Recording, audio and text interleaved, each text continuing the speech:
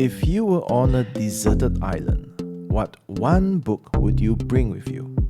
Other than the Bible, of course. Think about it. If it's only one book, it should be a big book, because you might be spending a long time on that island. And seeing that you have no friends on the island, you should bring some spiritual friends. How about if you can bring exactly 27 spiritual friends?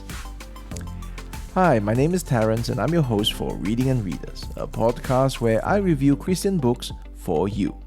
Today I review 27 Servants of Sovereign Joy, Faithful, Flawed, and Fruitful by John Piper.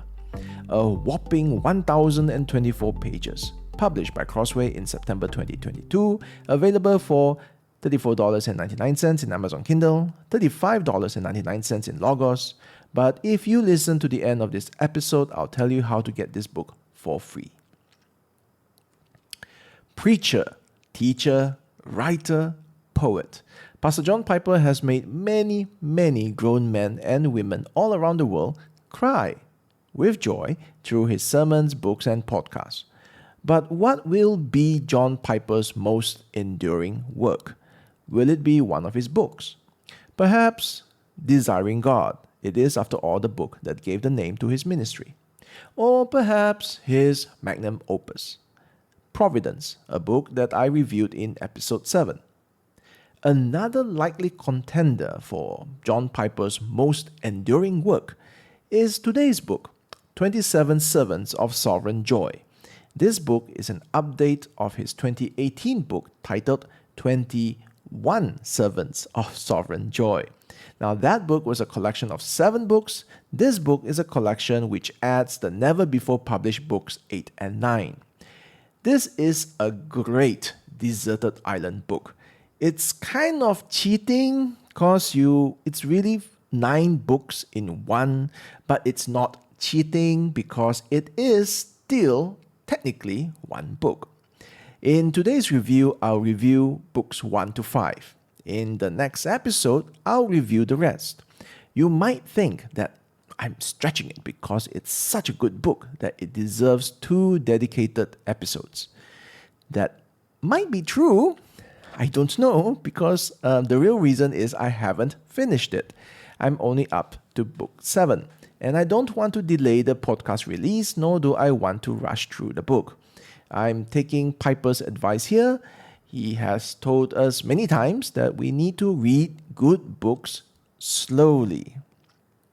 Now, just to get an idea on how these books are organized and how they can help you, let me start by asking you this question. If you could call up 3 friends, who would you call to remember joy, or to endure a difficult trial, or if you want to hear someone talk about suffering well?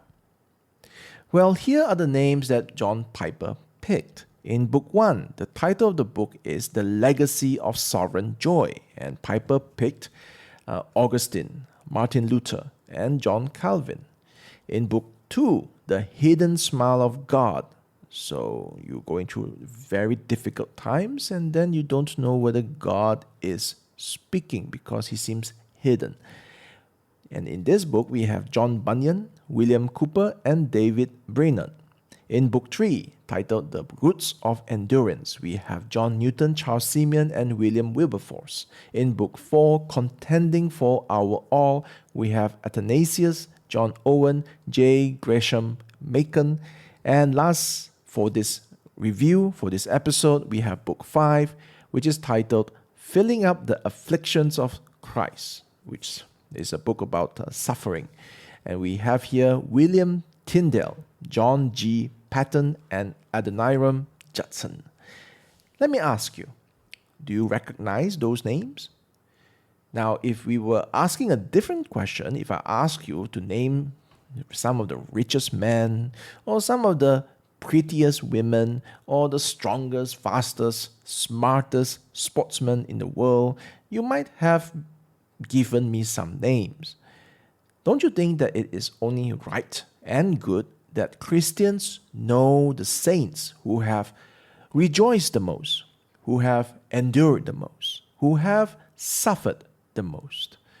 And Piper definitely thinks so, and for good reasons. In the preface to this book, Piper writes, I quote, "I think that what was said of Abel in Hebrews 11 verse 4 can be said of any saint whose story is told."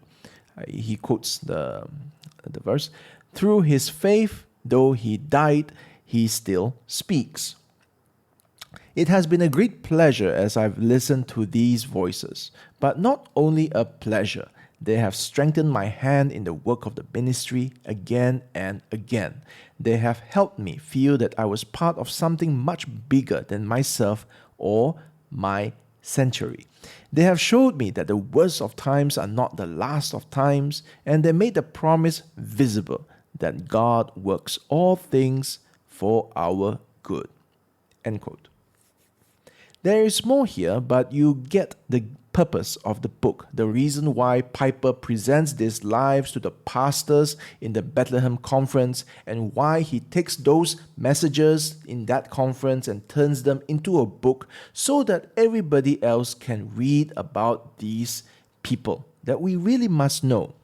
Now, this means that if you are looking for critical scholarship, if you are looking for a new perspective on George Herbert or George Whitefield or George Mueller, this is not the book for you.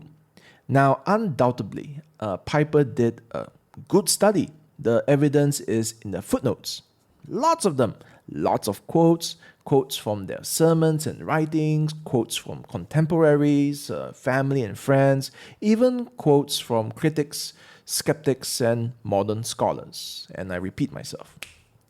In Piper's own words, I quote, "Throughout the year before each conference, I would read about the life and ministry of some key figure in church history. Then I would decide on some thematic focus to give unity to the message, and I would try to distill my reading into an hour-long message.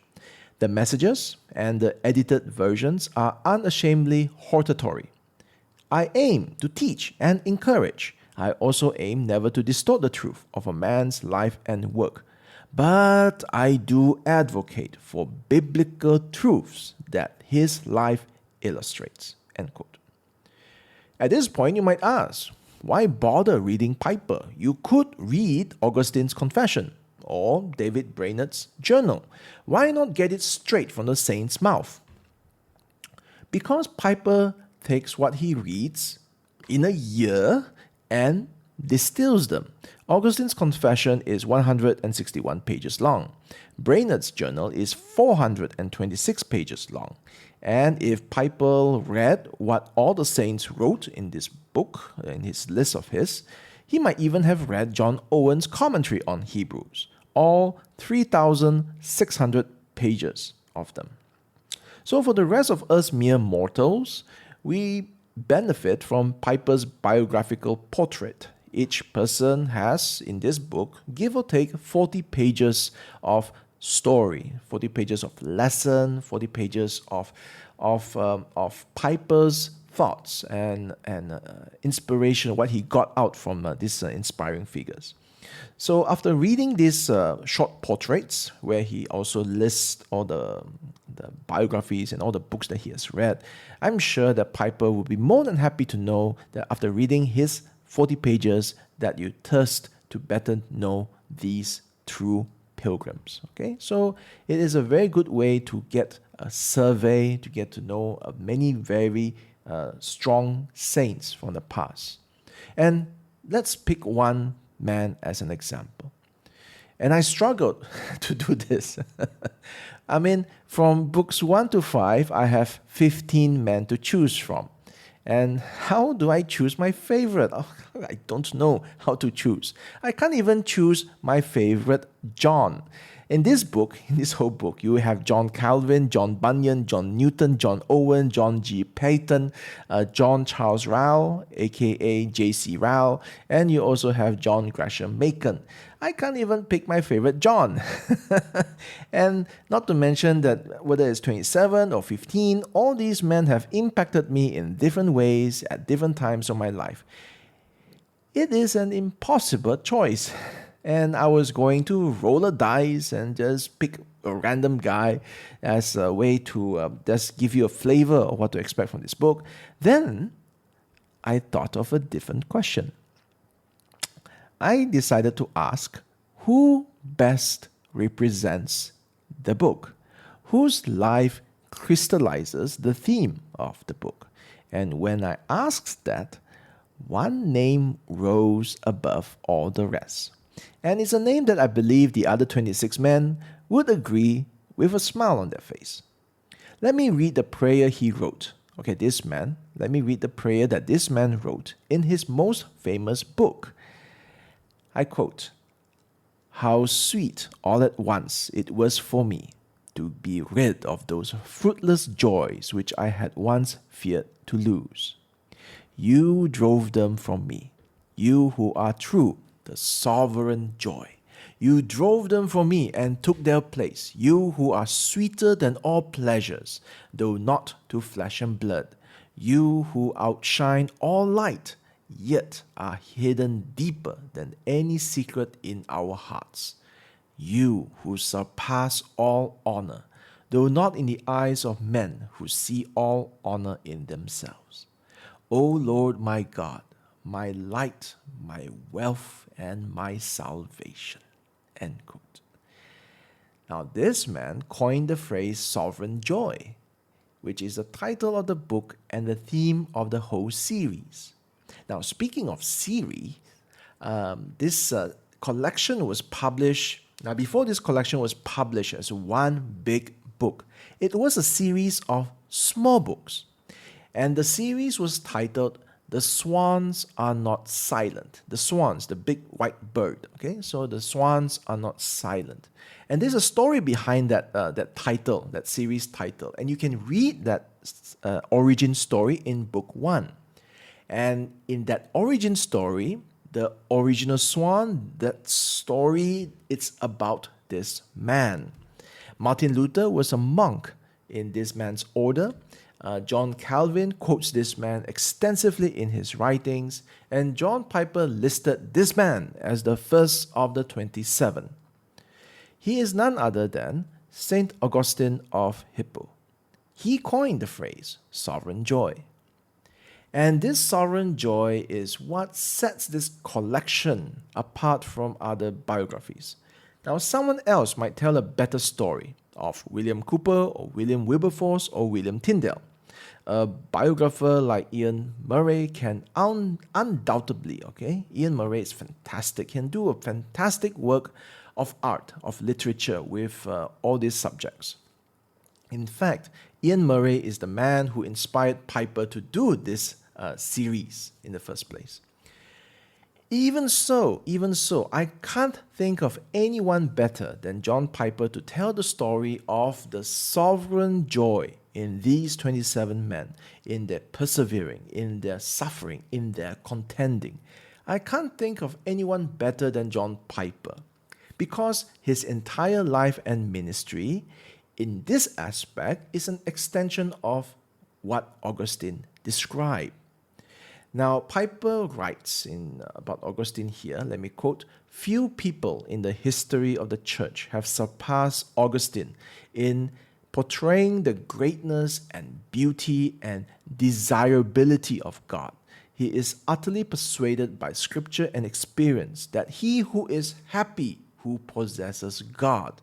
And he quotes Augustine here, "You made us for yourself, and our hearts find no peace till they rest in you." End quote. So, and Piper continues, "He will labor with all his might to make this God of sovereign grace and sovereign joy known and loved in the world." End quote for Piper. Now, What may turn some readers off is the reform flavor of the book, as captured in Piper's quote of Augustine here. Let me quote Augustine here. A man's free will indeed avails for nothing except to sin, if he knows not the way of truth. And even after his duty and his proper aim shall begin to become known to him, unless he also take delight in and feel a love for it, he neither does his duty, nor sets about it, nor lives rightly. Now, in order that such a course may engage our affections, God's love is shed abroad in our hearts, not through the free will which arises from ourselves, but through the Holy Ghost which is given to us. Quoting Romans 5 verse 5. End quote. So there is, throughout the whole book, throughout all the different biographies, the different chapters in this book, there is a strong reform flavor. And if your blood pressure goes up every time you see a tulip, then allow me to put things in perspective so that you can still gain from this book. As we all know, or if you did not know, then you will know now, John Piper is unabashedly reformed. But Piper does not set out to be tribal, whether in his sermons and definitely not in this book. And he is not deliberately being controversial. I can say this because of how he groups the people in this book. In Book 4, Contending for Our All, the theme is to contend, to fight. Now, Piper is given an opportunity over here to go full tribal. He could have rallied people to the Calvinist cause. In the blue corner, we have George Whitefield, the Calvinist. In the red corner, we have John Wesley, the Arminian. And fight! But he doesn't do that. Piper could have also called us to join Charles Spurgeon, who famously, in many, many sermons, contended against the Arminian belief. Instead of doing all that, Piper puts George Whitefield in Book 6, with the title of that book being Seeing Beauty and Saying Beautifully, where he brings out Whitefield's preaching power. Now, every Christian can celebrate Whitefield's preaching prowess. Then for Charles Spurgeon, he puts him in Book 7, with the title A Camaraderie of Confidence, where he brings out Spurgeon's common man ministry, and again something that all Christians can admire. And who does he put in Book 4, the fighting book, the contending book? He introduces us to Athanasius, who contended against Arianism, the belief that Jesus was not truly God. He picks John Owen, who contended for holiness, public and private. And lastly, he gives us Macon, who contended against modernity, aka liberalism.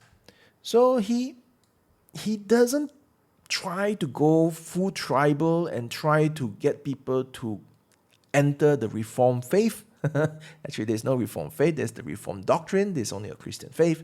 So he's not persuading you to take Reform. He doesn't want you to take the Reformed doctrine. He wants you to take Jesus. It's just that the doctrine is the bedrock from which all these men, I can't say all, some are not actually Reformed. And I'll talk about that in the next episode. But then he analyzes them from the Reformed perspective. Now you may ask, how can Piper take us to Jesus and not the Reformed system if he brings out the Reformed system to present Jesus? I think that's quite difficult to explain, but Piper articulates it far, far better than I ever can. Now let me read what is currently my favorite paragraph in the whole book. Piper starts Book 4, Contending for Our All, that's the book title, with these words. I quote, "Some controversy is crucial for the sake of life-giving truth. Running from it is a sign of cowardice. But enjoying it is usually a sign of pride. Some necessary tasks are sad, and even victory is not without tears, unless there is pride.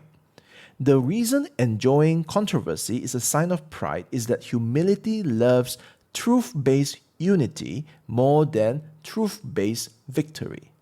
Humility loves Christ's exaltation more than Christ's defending confrontation, even more than Christ's defending vindication.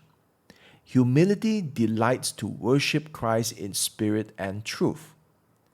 If it must fight for worship sustaining truth, it will. But that is not because the fight is pleasant. It's not even because victory is pleasant. It's because knowing and loving and proclaiming Christ for who he really is and what he really did is pleasant. End quote.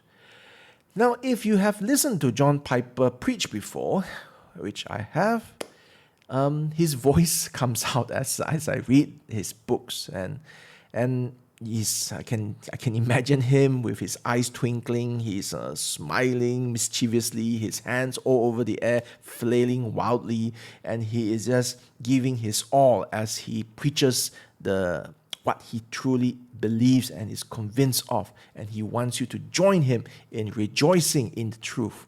So that is John Piper. And that comes out, I believe, in the book, but I'm not sure, maybe it's because I've been so exposed to John Piper. But I think that his enthusiasm, his joy does come out from the book. And he also addresses, okay, in that same book 4 about contending for the faith, and he addresses the Christian who thinks that time spent on endless arguments about doctrine could be better spent doing some good. Or for Christians who cannot see how doctrine can be of any use to a practical faith. Well, Piper says this again. I'm saying this. I'm quoting this because I want you to get a feel of how he writes. So let me quote: "There are more immediately crucial tasks than controversy about the truth and meaning of the gospel. For example, it is more immediately crucial that we believe the gospel and proclaim it to the unreached and pray for power to attend the preaching of the gospel. But this is like saying that flying food to starving people is more immediately crucial than the science of aeronautics. True, but the food will not be flown to the needy if someone is not doing aeronautics. It is like saying that giving penicillin shots to children dying of fever is more immediately crucial than the work of biology and chemistry. True, but there would be no penicillin without such work." End quote. So he reasons things out with you. So in the earlier passage, you can sense his preaching mode, and over here you have his reasoning mode. So he is both someone who writes very well. I mean, he has a background in poetry. He loves poetry, and that comes out in his the way he phrases certain things. And he reasons out. He likes the logic of statements flowing forward. So that is John Piper, and he displays that in this book. So we can see here that if you have a problem with the Reformed doctrine, then realize that in this book that the doctrine is not an end but rather a means to seeing Jesus. And that's why I think that this book is useful for all Christians.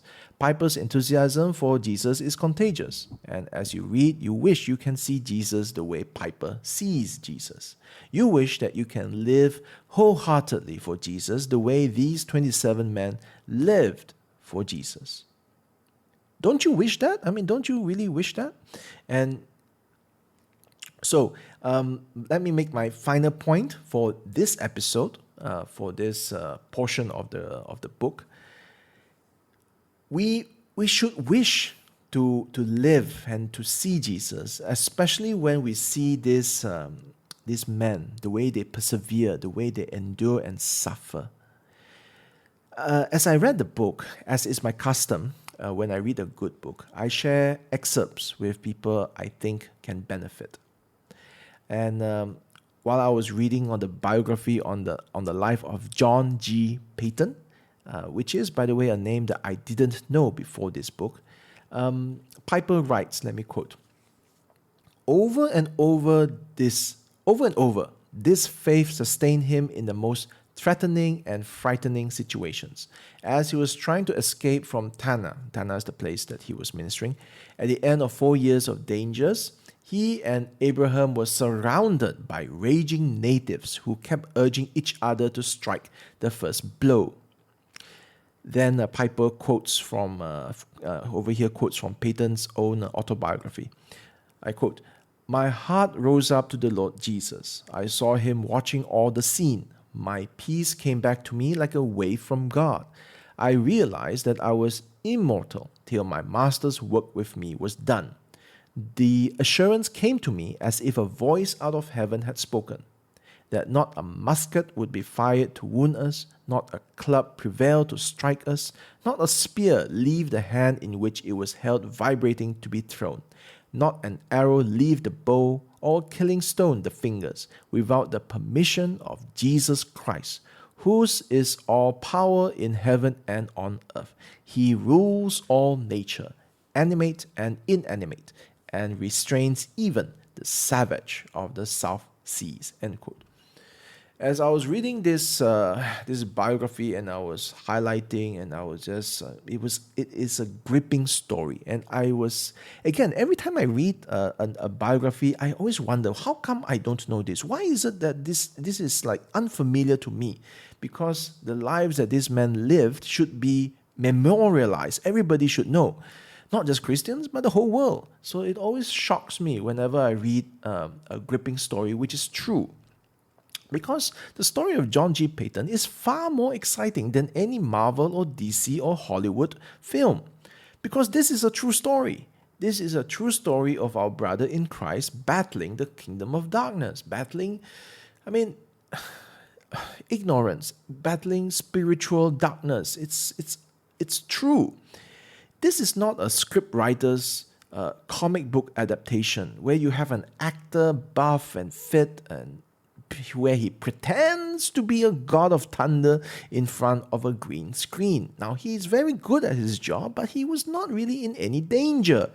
But our hearts are in our mouths as we watch the film, and we are wondering what will happen next. And then, oh my goodness. And if you look at how the whole world turns around celebrities and movies and so on, I tell you, on that day, many who ridicule Christians for worshipping Jesus, those people will be ridiculed for idolizing men and women who pretended to be gods. So let us make sure that Christians are not going to be one of those people. My life is richer as I read of William Cooper's depression, David Brainerd's loneliness, and Adoniram Judson's his lost after another lost and another lost. He has really suffered.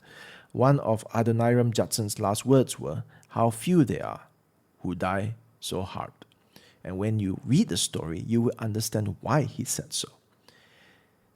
So the movies you watch, the books you read, and the music you listen to, all these things can be inspiring. I agree with you. Tolkien's Lord of the Rings, very inspiring.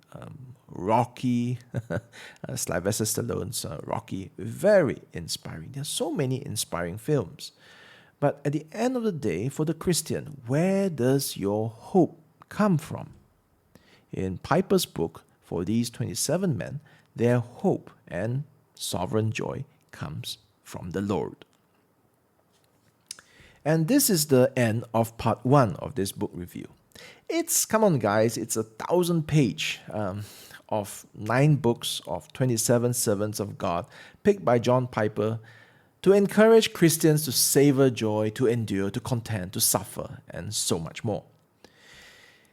There are plenty of biographies out there, but what you get here is a determined expression of sovereign joy from a poet-writer whose whole ministry is caught up in that heavenly joy. You know those shows where a soldier reviews war movies and he tells you things that you never noticed? Or you know those behind-the-scenes clips where we see the movie makers do their work? Well, in this book we have John Piper, who himself is a servant of sovereign joy, and he is reviewing the lives of other outstanding servants of joy. And as he rejoices, his joy bleeds out from the pages. We also rejoice. And he also shows us what goes on behind the scenes. So we marvel, our hearts are broken when we see their flaws, their struggles and their pain. And we realize that they have every reason to reject God. They can at any point in their lives just say that, enough, Lord, it is enough. I'm out of here. But they don't, because for one reason, because they know Him and they love Him. So it's wonderful to read these biographies as we look at them as the subtitle for the book is Faithful, Flawed, and Fruitful. And I'm hoping that's also a way to describe my life and perhaps even yours. Now, that's all for this episode. Give me 2 weeks to finish the book and put my thoughts in order for the next podcast. Now, in the next episode, we will see how Piper deeply admires and at the same time firmly disagrees with C.S. Lewis. There is something for us to learn there. And looking ahead, Piper has saved the best for last because the final book lists Jonathan Edwards. Oh, that is Piper's biggest hero. And we also have Martin Lloyd-Jones. That's my biggest hero. I love Martin Lloyd-Jones. And also Bill Piper. Bill Piper is Pastor John Piper's own father. And I'm very, very curious to see how he ends this entire book with a tribute, I expect, I haven't read it yet, with a tribute to his father. And that's a wonderful, every father would wish this, that the son would have looked at their fathers with such admiring heart. And maybe this is something that all fathers should aspire to. Anyway, I can't wait to read, to finish this book. With that, this is a Reading and Readers Review, Part 1 of 27 Servants of Sovereign Joy, Faithful, Flawed, and Fruitful by John Piper. A whopping 1,024 pages published by Crossway in September 2022. It's available for $34.99 in Amazon Kindle, $35.99 in Logos. And I did promise you that if you listen to the end, I'll tell you where you can get it for free. And you can get it for free in Desiring God, Pastor John Piper's own ministry website, desiringgod.com. If you go there and you search for this book, you can actually download the entire book for free. So, and you can also check out all the links and all the show notes of this podcast and every podcast by going to my website, www.readingandreaders.com. That's www.readingandreaders.com. So thank you for listening, and I will see you for the next episode. Bye-bye.